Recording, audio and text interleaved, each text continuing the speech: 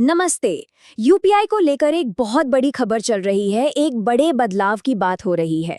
मकसद digital payments को और भी ज्यादा सेफ बनाना। लेकिन सोशल मीडिया पर ना तरह तरह की बातें फैल रही हैं। तो आज हम क्या करेंगे, हम अफवाहों को साइड में रखेंगे और समझेंगे कि असल में प्रस्ताव क्या हैं। चलिए सीधे मुद्दे पर आते हैं। चलिए एक नंबर से शुरू करते हैं और ये नंबर पूरी कहानी बता देता है। 22,931 करोड़ रुपए। जी हाँ, ये वो रकम है जो एक अनुमान के मुताबिक 2025 तक भारत में डिजिटल फ्रॉड में चली जाएगी। और बस यही वो बहुत बड़ी और लगातार बढ़ती हुई समस्या है जिसने यूपीआई की सेफ्टी पर एक बहुत जरूरी बहस छेड़ दी है। और ये देखिए, ये सिर्फ कोई छोटी-मोटी बढ़ोतरी नहीं है, ये तो एक तरह का विस्फोट है। आंकड़े साफ साफ दिखा रहे हैं कि बस 4 साल के अंदर फ्रॉड के मामले 10 गुना से भी ज्यादा बढ़ रहे हैं। सोचिए, 2021 में 2 लाख 6 लाख केस थे और 2025 तक 28 लाख होने का अनुमान है। इससे पता चलता है कि ये प्रॉब्लम कितनी तेजी से और कितनी गंभीर होती जा रही है। इस पूरे मामले को ठीक से समझने के लिए हम इसे 5 हिस्सों में देखेंगे। सबसे पहले, प्रॉब्लम की जड़ क्या है, फिर आरबीआई का क्या प्लान है इसे रोकने का, तीसरा, वो 4 बड़े प्रस्ताव जिनकी सबसे ज्यादा चर्चा है, उनका सच क्या है, चौथा, स्पीड और सिक्योरिटी के बीच की जो बहस छिड़ी है वो क्या है, और आखिर में अब आगे क्या होगा। तो चलिए पहले सेक्शन से शुरू करते हैं, भारत की डिजिटल फ्रॉड की समस्या। और यहाँ सबसे ज़रूरी बात जो समझने वाली है वो ये है कि ये कोई हैकिंग नहीं बल्कि एक साइकोलॉजिकल ट्रिक है। आजकल ज्यादातर डिजिटल फ्रॉड को ऑथराइज्ड पुश पेमेंट फ्रॉड कहते हैं। इसमें कोई आपका सिस्टम हैक नहीं करता, बल्कि फ्रॉड करने वाले सोशल इंजीनियरिंग का इस्तेमाल करते हैं। मतलब बातों में फंसाकर, डराकर या कोई लालच देकर आपको साइकोलॉजिकली मैनिपुलेट करते हैं ताकि आप खुद ही पैसे ट्रांसफर कर दें। और यही कारण है कि जो नए उपाय सोचे जा रहे हैं वो टेक्नोलॉजी से ज्यादा इंसानी बर्ताव पर फोकस करते हैं। तो इस बढ़ती हुई प्रॉब्लम का जवाब क्या है? यहीं से हमारा दूसरा सेक्शन शुरू होता है, आरबीआई का प्रस्तावित सेफ्टी नेट। एक तरह से कहें तो एक सेफ यूपीआई का ब्लूप्रिंट। अच्छा, आगे बढ़ने से पहले एक बात बिल्कुल साफ कर लेनी चाहिए, ये जितनी भी बातें हैं ये आरबीआई के एक डिस्कशन पेपर के सिर्फ प्रस्ताव हैं। ये अभी लागू हुए नियम बिल्कुल नहीं हैं। इसका मतलब ये है कि आरबीआई इस पर आम लोगों और बैंकों से उनकी राय ले रहा है। ये प्रोसेस का एक हिस्सा है, अभी कुछ भी फाइनल नहीं हुआ है। आरबीआई की जो पूरी स्ट्रैटेजी है ना, उसके सेंटर में सर्किट ब्रेकर्स का कॉन्सेप्ट है। जैसे घर में बिजली का सर्किट ब्रेकर होता है जो ओवरलोड होने पर ट्रिप हो जाता है, ठीक वैसे ही ये डिजिटल सर्किट ब्रेकर्स हैं। इनका काम है फ्रॉड करने वालों के बनाए साइकोलॉजिकल प्रेशर को तोड़ना। ये जानबूझकर लगाई गई छोटी छोटी रुकावटें हैं ताकि कोई भी हड़बड़ी में गलत फैसला न ले ले। तो अब आते हैं इस पूरी चर्चा के सबसे जरूरी हिस्से पर, सेक्शन 3, यानी वो 4 मेन प्रपोजल्स।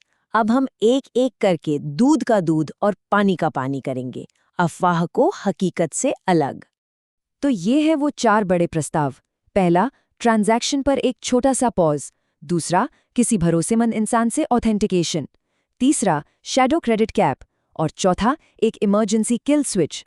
चलिए अब एक एक करके समझते हैं कि इनका असली मतलब क्या है। सबसे बड़ी अफवाह ये फैली है कि 10,000 रुपए से ऊपर का कोई भी यूपीआई पेमेंट अब 1 घंटे बाद होगा। ये सच नहीं है। आरबीआई का प्रस्ताव ये है कि ये 1 घंटे की रोक सिर्फ तब लगेगी जब आप 10,000 से ज्यादा किसी ऐसे इंसान को भेज रहे हैं जिसे आप पहली बार पेमेंट कर रहे हैं, और इस दौरान पेमेंट को कैंसिल करने का ऑप्शन भी मिलेगा। मतलब आपके रोज के दुकान के पेमेंट या दोस्तों को पैसे भेजने पर इसका कोई असर नहीं पड़ेगा। दूसरी अफवाह है कि अब से सभी सीनियर सिटीजन्स के लिए फैमिली का अप्रूवल जरूरी हो जाएगा। ये भी गलत है। असली प्रस्ताव ये है कि ये एक ऑप्शनल सुविधा होगी। मतलब जो लोग चाहें वो 50,000 रुपए से ज्यादा के ट्रांसफर के लिए किसी ट्रस्टेड पर्सन को चुन सकते हैं जिसका अप्रूवल जरूरी होगा। ये कोई जबरदस्ती नहीं है, बल्कि सेफ्टी की एक एक्स्ट्रा लेयर है जिसे कोई अपनी मर्जी से चुन सकता है। एक और दावा ये है कि सभी यूपीआई अकाउंट्स पर 25 लाख की नई लिमिट लग गई है। ये भी आधा सच है। प्रस्ताव ये है कि अगर किसी अकाउंट में साल में 25 लाख से ज्यादा पैसे आते हैं तो उसके ऊपर की रकम को शैडो क्रेडिट की तरह होल्ड किया जाएगा, जब तक ये वेरीफाई ना हो जाए कि पैसा सही सोर्स से है। इसका असली मकसद मनी लॉन्ड्रिंग और म्यूल अकाउंट नेटवर्क्स को तोड़ना है, किसी की मेहनत की कमाई को रोकना नहीं। और आखिरी है किल स्विच को लेकर। अफवाह ये है कि ऐप में एक नया यूपीआई ऑन ऑफ का बटन आ जाएगा। असली प्रस्ताव इससे कहीं ज्यादा पावरफुल है। ये एक यूनिवर्सल किल स्विच होगा जो सिर्फ एक स्टेप में आपके अकाउंट से जुड़े सारे digital payment channel, UPI, net banking, सब कुछ एक साथ बंद कर देगा। इमरजेंसी में ये एक बहुत बड़ा हथियार हो सकता है, लेकिन हाँ, इसे दोबारा चालू करने का प्रोसेस भी उतना ही सख्त होगा। तो सवाल ये उठता है कि सारा जोर 10,000 रुपए पर ही क्यों है? इसका जवाब इस डेटा में है। भले ही 10,000 से ऊपर के ट्रांजैक्शन गिनती में कम हो, लेकिन फ्रॉड में जो टोटल पैसा जाता है ना, उसका 98.5% हिस्सा इन्हीं बड़े ट्रांजैक्शन से जाता है। तो ये एक सोची समझी स्ट्रैटेजी है, बड़े फाइनेंशियल नुकसान की जड़ पर वार करने की।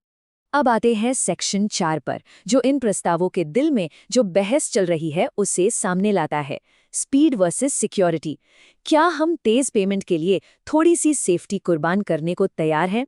इंडस्ट्री के एक्सपर्ट्स का मानना है कि यूपीआई की कामयाबी के पीछे एक बड़ा कारण रहा है इसका आसान और इंस्टेंट होना।